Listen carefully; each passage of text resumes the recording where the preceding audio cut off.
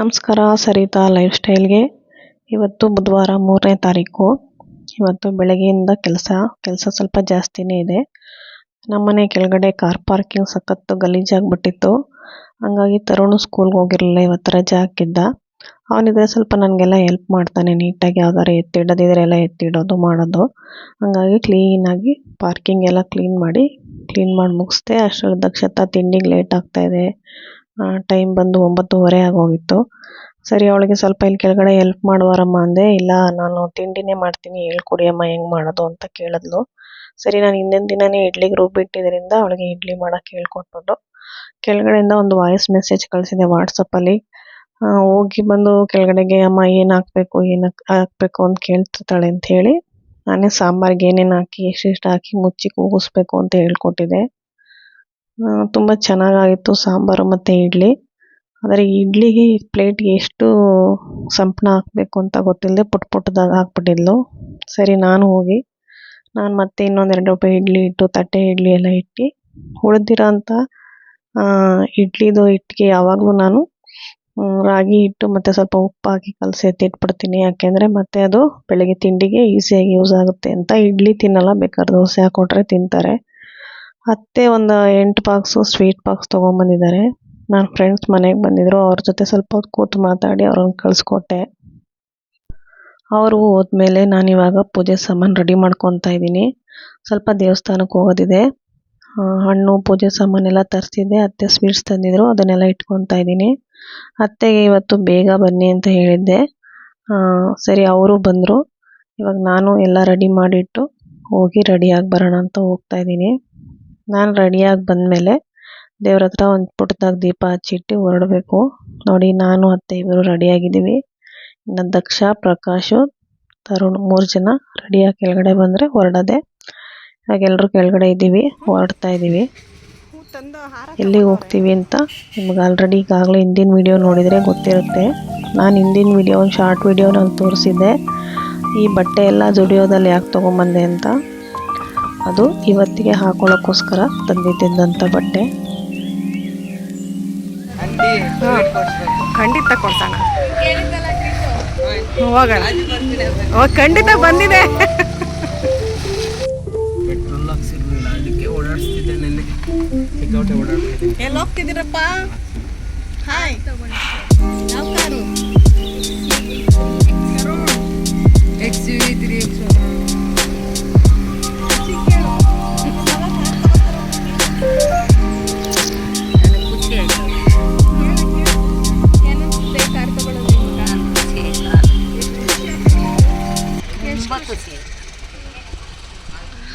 ನಾವಿವಾಗ ಶೋರೂಮ್ ಹತ್ರ ಹೋಗ್ತಾ ಇದ್ದೀವಿ, ಮಹೇಂದ್ರ ಶೋರೂಮ್ ಹತ್ರ.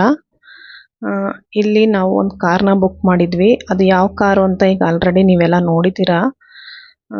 ಇದ್ರದ್ದು ಡೀಟೇಲ್ಸು ನಾನು ಮುಂದೊಂದು ದಿನ ಹೇಳ್ತೀನಿ. ಆ ಕಾರು ಎಷ್ಟು ಲಕ್ಷ, ಯಾವ ವರ್ಷನ್ ಅದು, ಅದರಲ್ಲಿ ಏನೇನಿದೆ ಏನೇನಿಲ್ಲ ಅಂತ, ಡೀಸೆಲ್ಲ ಪೆಟ್ರೋಲ ಎಲ್ಲದ್ರದ್ದು ಡೀಟೇಲ್ಸು ನಾನು ಇನ್ನೊಂದು ಸರಿ ನಿಮಗೆ ತಿಳಿಸ್ತೀನಿ. ನಮ್ಮನೆಯವರು ಕಾರ್ ಶೋರೂಮ್ ಹತ್ರ ಬಂದು ಸ್ವಲ್ಪ ಚೆಕ್ ಮಾಡ್ತಿದ್ದಾರೆ. ಯಾಕೆಂದರೆ ಅವರು ಮ್ಯಾಟು ಮತ್ತು ಸೀಟ್ದು ಕವರಿಂಗು ಮತ್ತು ಏನಾದರೂ ಆ್ಯಕ್ಸಸರೀಸ್ ಇರೋದನ್ನೆಲ್ಲ ಹಾಕಕ್ಕೆ ಹೇಳಿದರು. ಡೆಲಿವರಿ ತೊಗೊಳಕ್ಕೂ ಮುಂಚೆ ಹಾಕಿಬಿಡಿ ಅಂತ. ಅದಕ್ಕೆ ಅದನ್ನೆಲ್ಲ ಚೆಕ್ ಮಾಡ್ತಿದ್ದಾರೆ. ಅದೆಲ್ಲ ಚೆಕ್ ಮಾಡಾದಮೇಲೆ ಮೇಲ್ಗಡೆ ಶೋರೂಮ್ ಒಳಗಡೆ ಕರ್ಕೊಂಡೋಗಿ ಡಾಕ್ಯುಮೆಂಟ್ಸ್ಗಳಿಗೆ ಸೈನ್ ತೊಗೊತಾ ಇದ್ದಾರೆ. ಎಲ್ಲ ಸಿಗ್ನೇಚರ್ ಆದಮೇಲೆ ಅವರು ನಮಗೆ ಕಾರ್ ಡೆಲಿವರಿ ಮಾಡೋದು. ಇದನ್ನೆಲ್ಲ ಮುಗಿಸ್ಕೊಂಡು ನಾವು ಡೆಲಿವರಿ ತೊಗೋಬೇಕು. ನೋಡೋಣ ಬನ್ನಿ ಹೇಗಾಗುತ್ತೆ ಅಂತ.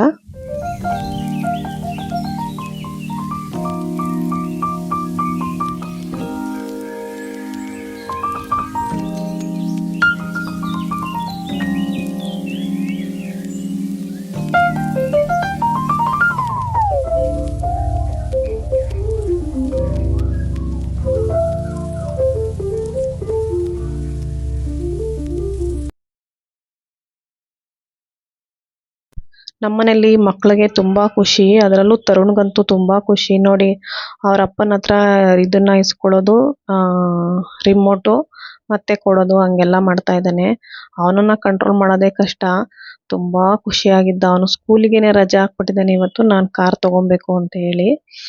ನಾನು ಹಂಗೂ ಹಾಫ್ ಡೇಗೆ ಬರ್ಬೋದು ಹೋಗಪ್ಪ ಅಂತ ಹೇಳಿದೆ. ಇಲ್ಲ ಅಮ್ಮ, ಅಲ್ಲಿ ಹೋದ್ಮೇಲೆ ಲೆಟರ್ ಎಲ್ಲ ಕೊಟ್ಟು ವೆಯ್ಟ್ ಮಾಡಿ ನೀವು ಕರ್ಕೊಂಬರೋಕ್ಕೆ ಟೈಮ್ ಆಗಲ್ಲ, ನಾನು ಇವತ್ತು ರಜೆ ಹಾಕ್ಬಿಡ್ತೀನಿ ಅಂತೇಳಿ ಚೆಕ್ ಮಾಡ್ದೆ. ಏನು ಇವತ್ತು ಅಂಥ ಇಂಪಾರ್ಟೆಂಟ್ ಕ್ಲಾಸ್ ಇಲ್ಲ ಅಂಥೇಳಿ ರಜೆ ಹಾಕಿದ್ದಾರೆ. ನಾವು ಕಾರ್ ತೊಗೊಳಕ್ಕೆ ಬರುವಾಗ ಕವಿತಾ, ಗಿರೀಶ್ ಯಾರಿಗೂ ಅಷ್ಟು ಹೇಳೇ ಇರಲಿಲ್ಲ. ಅಂದರೆ ನಾನು ಹೇಳಿದೆ, ಬಟ್ ನಮಗೆ ಕನ್ಫರ್ಮ್ ಆಗಿ ಇವತ್ತೇ ಡೆಲಿವರಿ ಸಿಗುತ್ತೆ ಅನ್ನೋದು ಗೊತ್ತಿರಲಿಲ್ಲ. ನಮಗೆ ಮಧ್ಯಾಹ್ನ ಒಂದು 12:30 ಹಂಗೆ ಕನ್ಫರ್ಮ್ ಆಗಿದ್ದದು. ಸರಿ ಅಂತ ಹೇಳಿ ಕಾರ್ ಬಂದಿದೆ ಅಂತ ಗೊತ್ತಿತ್ತು. ಆದರೆ ಡೆಲಿವರಿ ಅಂದರೆ ಅಲ್ಲಿ ಇವಾಗ ಇದರಲ್ಲಿ ಏನು ನಂಬರ್ ಪ್ಲೇಟ್ ಎಲ್ಲ ರಿಜಿಸ್ಟ್ರೇಷನ್ ಆಗಿ ಬಂದಮೇಲೆ ಅಂತೆ ಗಾಡಿಯವರು ಆಚೆ ಕೊಡೋದು. ಇಲ್ಲಾಂದರೆ ಅವರೇನು ಹೇಳಿದರು, ನೀವು ಕಾರ್ನ ಡೆಲಿವರಿ ತೊಗೊಳ್ಳಿ, ಇವತ್ತು ಒಳ್ಳೆ ದಿನ ಇದ್ದರೆ ಮತ್ತೆ ಇಲ್ಲೇ ಬಿಟ್ಟು ಹೋಗ್ಬಿಡಿ, ಮತ್ತು ನಂಬರ್ ಪ್ಲೇಟ್ ಬಂದಮೇಲೆ ನಾವು ಡೆಲಿವರಿ ಕೊಡೋದು, ಆಚೆ ಕೊಡೋಂಗಿಲ್ಲ ರೂಲ್ಸು ಅಂತ ಹೇಳಿದರು. ಹಾಗಾಗಿ ನಾವು ಯಾವುದು ಕನ್ಫರ್ಮ್ ಇಲ್ಲದೆ ಯಾರಿಗೂ ಕರೆಕ್ಟಾಗಿ ಏನು ಹೇಳೋಕ್ಕಾಗಿರಲಿಲ್ಲ. ಅದಾದಮೇಲೆ ಕವಿತಾ, ಗಿರೀಶ್ಗೆ ಕಾಲ್ ಮಾಡಿ ಹೇಳಿದೆ, ಹಿಂಗಿದೆ ಬನ್ನಿ ಅಂತ. ಪಾಪ ಅವರು ನಾವು ಕರೆಕ್ಟಾಗಿ ಕೇಕ್ ಸೆಲೆಬ್ರೇಷನ್ ಅಷ್ಟರಲ್ಲಿ ಬಂದರು, ಇಲ್ಲಾಂದರೆ ನನಗೂ ಸ್ವಲ್ಪ ಬೇಜಾರಾಗ್ತಿತ್ತು. ಅದಾದಮೇಲೆ ಇವಾಗ ಟೆಂಪಲ್ಗೆ ಹೋಗೋಣ, ಕಾರೆಲ್ಲ ಡೆಲಿವರಿ ತೊಗೊಂಡಾಯ್ತು, ಟೆಂಪಲ್ಗೆ ಹೋಗೋಣ ಅಂತ. ಇದು ನಮ್ಮ ಹೆಬ್ಬಾಳಲ್ಲಿ ಅನ್ನಪೂರ್ಣೇಶ್ವರಿ ದೇವಸ್ಥಾನ ಅಂತ ಹೇಳ್ತಾರೆ. ಮತ್ತು ಇಲ್ಲಿ ಅಮೃತೇಶ್ವರನೂ ಇದೆ. ನಾನು ನಮ್ಮನೆ ಹತ್ರ ಇರೋ ಕಾಳಭೈರವೇಶ್ವರ ದೇವಸ್ಥಾನಕ್ಕೆ ಹೋಗಿ ಪೂಜೆ ಮಾಡಿಸ್ಬೇಕು ಅಂದ್ಕೊಂಡಿದ್ದೆ.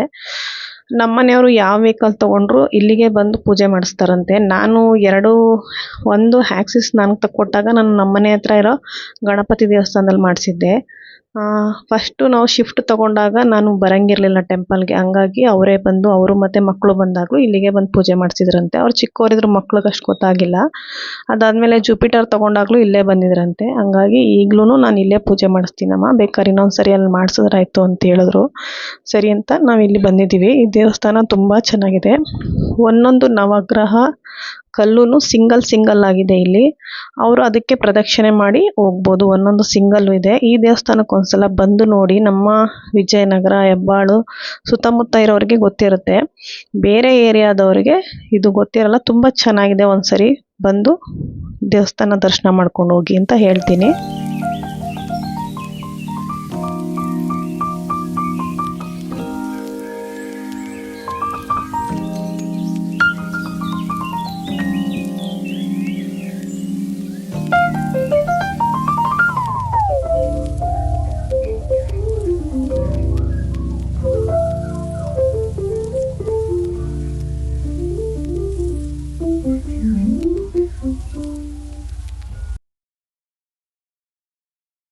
ಪುರೋಹಿತರಂತೂ ತುಂಬ ಚೆನ್ನಾಗಿ ಪೂಜೆ ಮಾಡಿದ್ರು.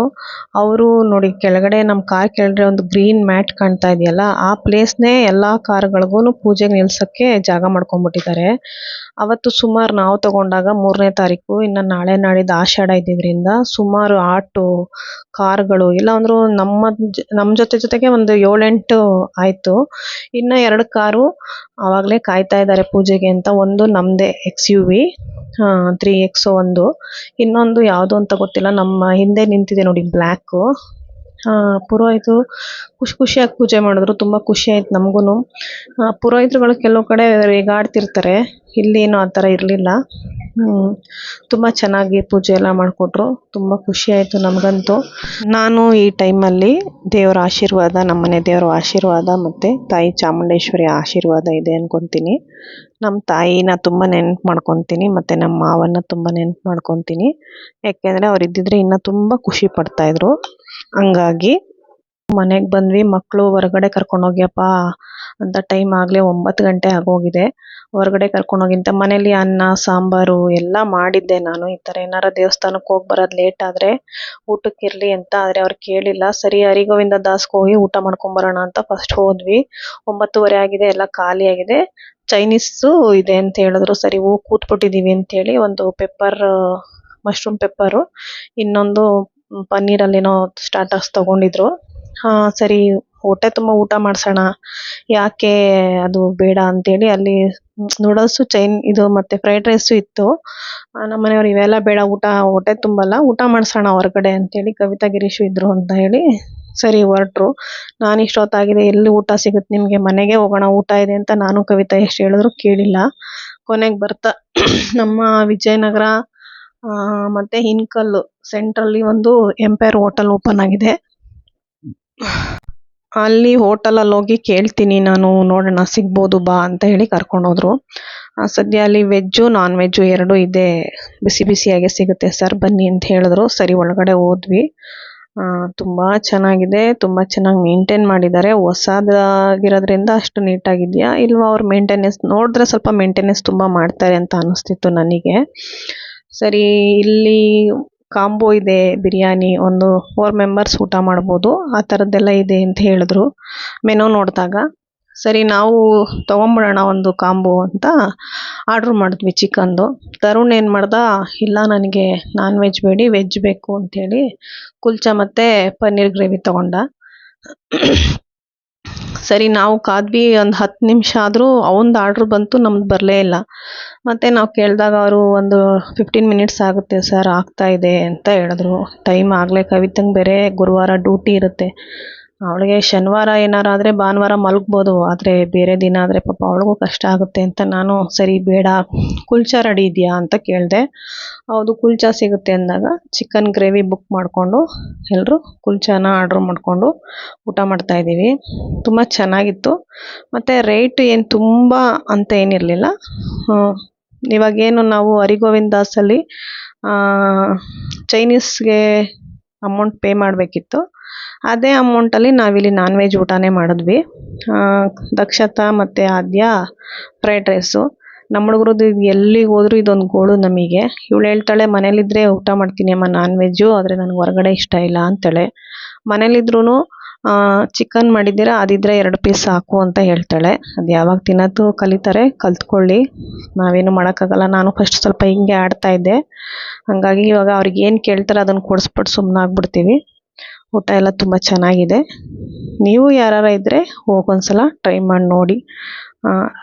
ರೀಸನಬಲ್ ಪ್ರೈಸೇ ಇದೆ. ಇನ್ನು ನಮ್ಮ ಕಾರು ಯಾವ ವರ್ಷನು ಎಷ್ಟು ಲಕ್ಷ ಅದನ್ನೆಲ್ಲ ನಾನು ಮುಂದೆ ಹೇಳ್ತಾ ಹೋಗ್ತೀನಿ. Thank you.